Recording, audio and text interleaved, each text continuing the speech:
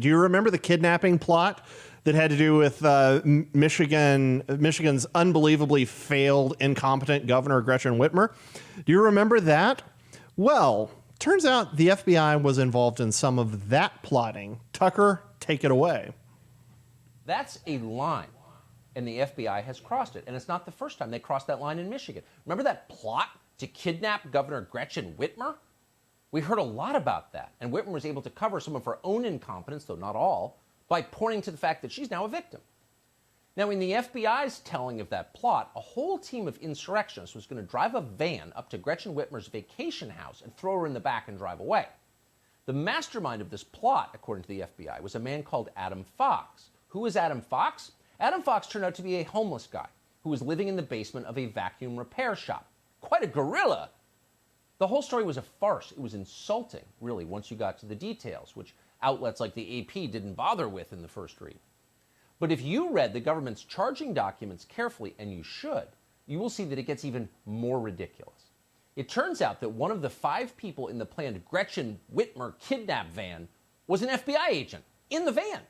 Another was an FBI informant. And the feds admitted in these documents that an informant or undercover agent was, quote, usually present in the group's meetings. In other words, using simple math, which we can do even on cable news, nearly half the gang of kidnappers were working for the FBI. Remember the guy who suggested using a bomb to blow up a bridge as part of that plot? That got a lot of coverage. That guy was an undercover FBI agent. Oh, okay. Oh, okay. So, is it still that big a mystery? The FBI was literally employing people involved in the plot to kidnap Gretchen Whitmer. And the point guy on it, who the FBI was so eager to get, was a homeless guy living in the basement of a vacuum repair shop. I don't know when the last time you looked at a vacuum repair shop was, but they're really depressing, the ones I've been in. This guy probably didn't have the wherewithal to kidnap the governor of Michigan.